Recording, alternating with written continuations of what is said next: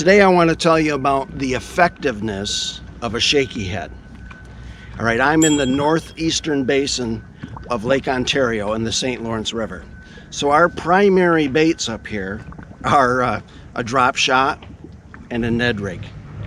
Okay, the shaky head is similar to I'd say it's a combination between a wacky rig Senko and a Ned rig.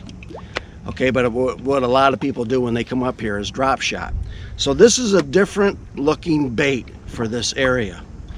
All right, now what I got this morning is I got two shoals that have been, way overfished this summer. My boat alone has probably pulled 200 pounds of smallmouth off from these shoals. Other boats have fished the living crap right out of this thing, okay?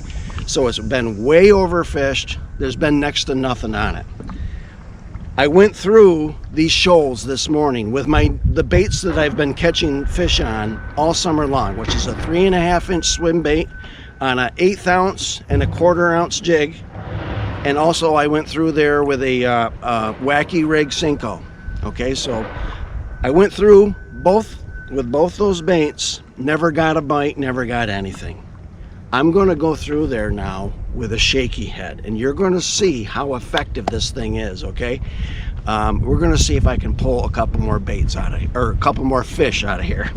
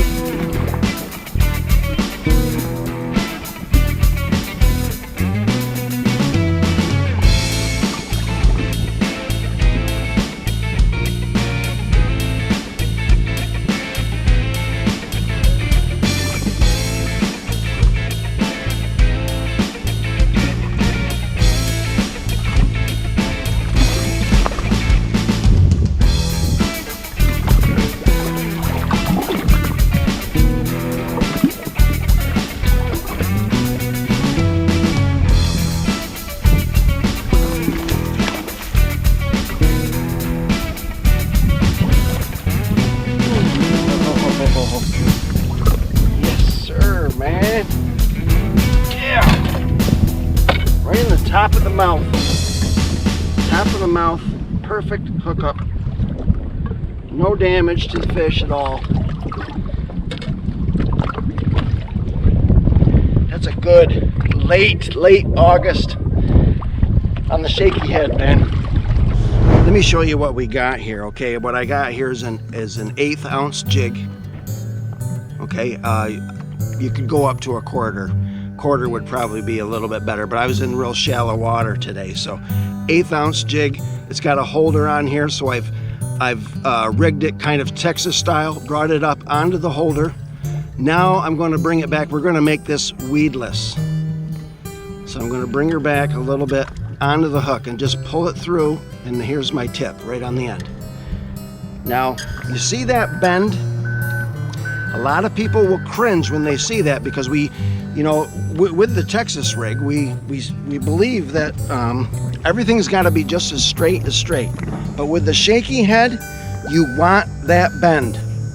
That gives it a different type of action. It kind of, when it's swimming, as you're bouncing it up and down, it gives it a twirl, and it gives it a different kind of action. So you're actually looking for that bend.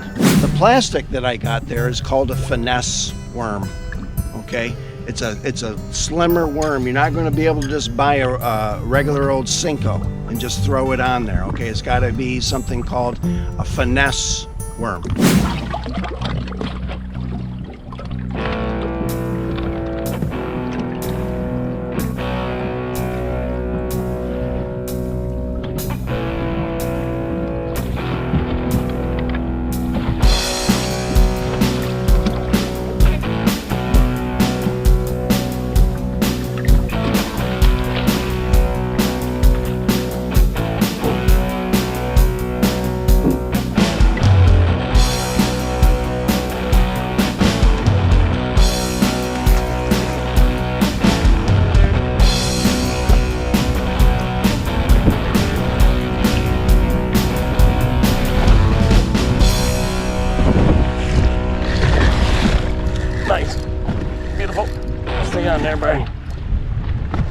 were there, weren't you?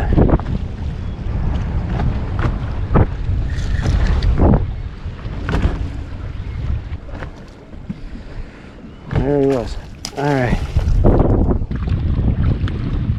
Right in the corner of the mouth there. Perfect hookup, man. Shaky Head.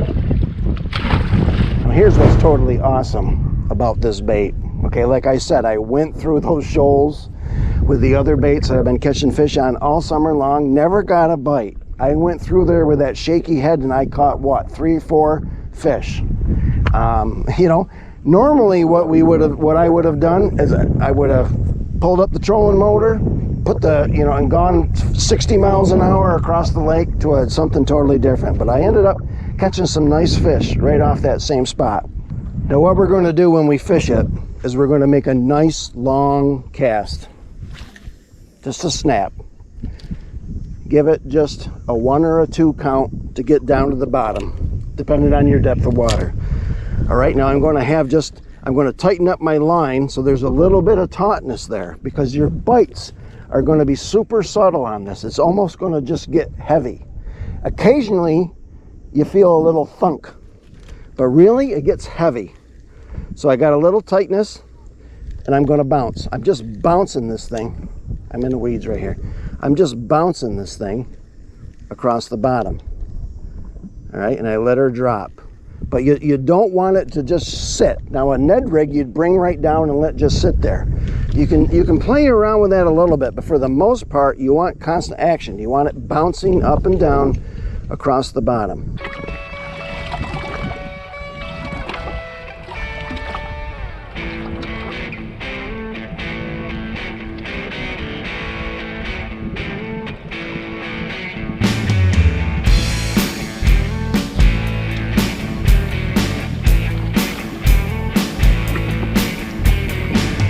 Corner in the mouth, man.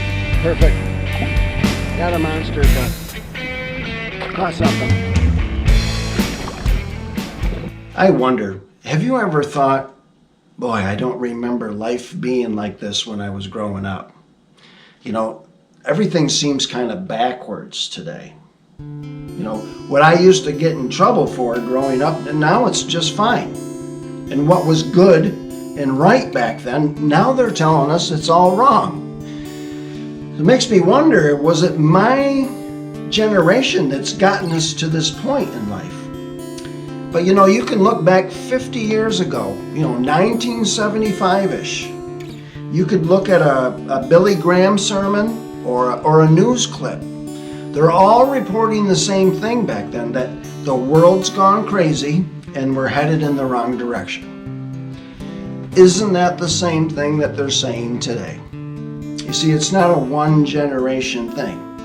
It's a deterioration from generation to generation to generation. It's corruption. We've been corrupted. Actually, the root of our problem is a corrupt character.